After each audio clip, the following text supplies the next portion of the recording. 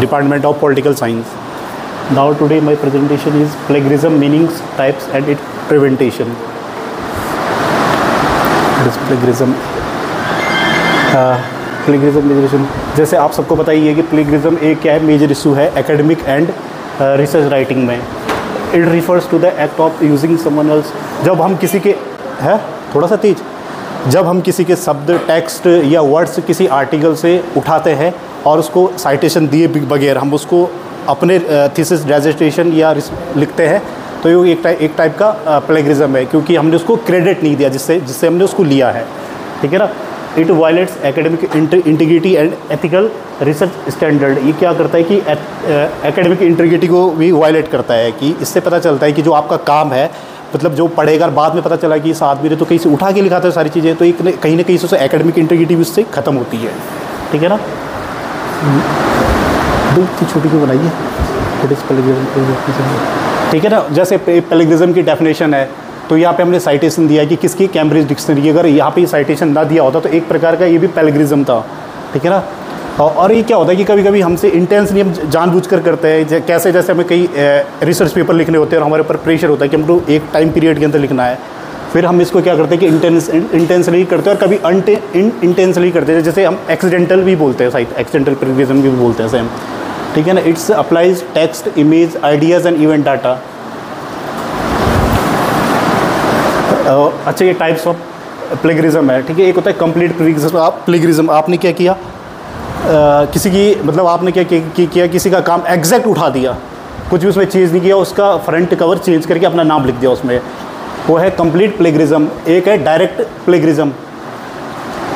Direct plagiarism क्या होता है कि जैसे आपने कंप्लीट में क्या कर रहे थे, आपने किसी की काम उठाया और बिल्कुल से उसका आगे जो इंडेक्स वगैरह इंडेक्स नहीं, जो फ्रंट पेज है उसको चेंज किया और बाद बाकी सारा अंदर रख दिया. डायरेक्ट में क्या होता है कि डायरेक्ट में आप कुछ वर्ड उठाते हो, उससे कुछ वर्ड उठा के बाद बाकी कुछ काम आप अपना करते हो डायरेक्ट में. ठीक है ना. एक होता है सोर्स बेस्ड प्लेगरिज्म. अच्छा, सोर्स बेस्ड प्लेगरिज्म क्या होता है कि जैसे आपने कोई काम किया और आपने उसका रेफरेंस साइटेशन नहीं दिया कि आपने वो कहाँ से उठाया है, आपने गलत साइटेशन दिया. जैसे कि आपने, अगर आप कोचिंग इंस्टीट्यूट में गए होंगे कभी, तो लोग क्या करते हैं, जैसे आप टेस्ट उसके मॉक इंटरव्यू ज्वाइन करोगे, तो क्या करते हैं कि आपको एक फॉर्म, डेफ फॉर्म देते हैं, डिटेल एप्लीकेशन फॉर्म देते हैं. तो उसमें वो कहते हैं कि आप लोग अपना नंबर दे के जाइए. तो मैंने क्या किया, मैक्सिमम टाइम वो गलत नंबर दे देता था, क्योंकि वो क्या करते थे, फ़ोन करते हैं उसके बाद कि आप ले लीजिए, आप कितने नंबर आ गए हैं कोर्स वगैरह के लिए. तो क्या है कि वो नंबर तो मैंने दे दिया, बट वो नंबर एग्जिस्ट ही नहीं करता है, उस पर कॉल करते हैं. तो शायद सोर्स बेस्ड प्लेगरिज्म भी वही होता है. सेल्फ प्लेगरिज्म क्या होता है कि जैसे कि आपने एक रिसर्च पेपर कोई लिखा अपना और दोबारा से आपने वही रिसर्च पेपर दोबारा पब्लिश करवा दिया, तो ये सेल्फ प्लेगरिज्म का एक टाइप है. एक्चुअली क्या है कि मैं तैयार करके नहीं आया हूँ, मैं हाँ मैं जी. एक मॉजिक प्लेगरिज्म होता है.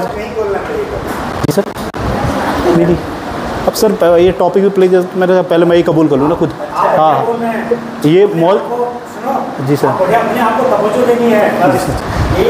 एक होता है मॉजिक प्लेगरिज्म. इसमें क्या होता है कि हम जब किसी का काम पैच वर्क में उठाते हैं, जैसे कुछ काम हमने सोर्स ए से उठाया, कुछ सोर्स बी से उठाया, कुछ सोर्स सी से उठाया और फिर उसको क्या किया, चिपका दिया एक जगह और कुछ अपना भी लिख दिया, तो ये है मॉजिक प्लेगरिज्म. ठीक है. और एक एक्सीडेंटल प्लेगरिज्म होता है. क्या होता है कि एक्सीडेंटल प्लेगरिज्म क्या होता है कि जाने अनजाने में, या तो जब हमने कोई रिसर्च पेपर लिखा और हमने उसमें हम सोच रहे थे कि हमने आपका रिसर्च पेपर उठाया, जैसे मैं सोच रहा था कि मैं आपको उसका क्रेडिट दूं, बट बाद में मैं जानबूझ के मैंने या अनजाने में मैंने नहीं दिया, तो एक वो एक्सीडेंटल प्लेगरिज्म में आ जाता है. रीज़न और प्लेगरिज्म के कारण होते हैं, मतलब क्यों होता है प्लेगरिज्म. एक तो होता है the demand of publication during interviews are cause of plagiarism. क्या होता है कि जैसे सेंट्रल यूनिवर्सिटी के जो कैंपस होते हैं वहाँ पे API स्कोर बनता है, तो ऐसा होता है कि API स्कोर में आपके रिसर्च पेपर हर चीज़ काउंट होते हैं, तो मैक्सिमम लोग उस चक्कर से भी क्या करते हैं कि वो भी एक कॉज है प्लेगरिज्म का. ठीक है ना. और एक होता है shortage of time in adequate preparation. जब आपके पास समय की कमी हो और आपकी तैयारी पूर्ण ना हो और आपके मतलब ग्रामेटिकली आपकी लैंग्वेज पकड़ ना हो, तो भी एक प्रकार का उसमें फिर प्लेगरिज्म होता है. And the pressure to publish. ठीक है. और poor quality of journal, lack of, क्या होता है कि बहुत सारी जर्नल में कंपटीशन लगा होता है कि हम ज़्यादा से ज़्यादा रिसर्च पेपर पब्लिश करवाएं, तो क्या करते हैं कि कॉपी पेस्ट करते हैं.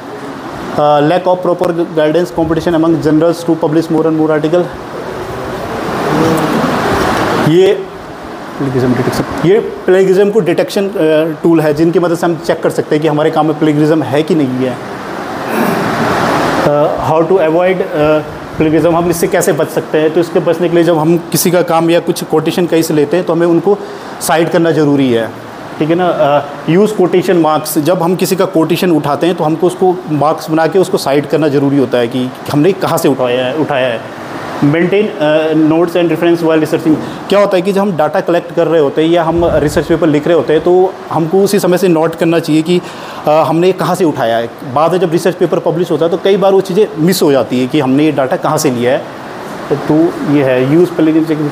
और प्लेगिज्म चेकर से भी आप चेक कर सकते हो। जो आपने एक बार रिसर्च पेपर लिख दिया अपना, उसके बाद उसको चेक कर लो सॉफ्टवेयर की मदद से कि मेरा उसमें कोई आ तो नहीं रहा प्लेगिज्म वगैरह वगैरह, ठीक है ना। साइटेशन स्टाइल है, ये आपको पता ही है सारी चीज़ें।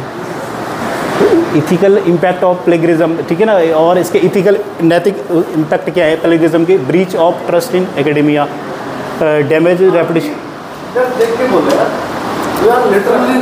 Actually sir this is my first time, मैं थोड़ा सा मैं कंफर्टेबल नहीं हो पा रहा हूँ तो इस चक्कर से सर। हाँ, डैमेजेस रेपुटेशन ऑफ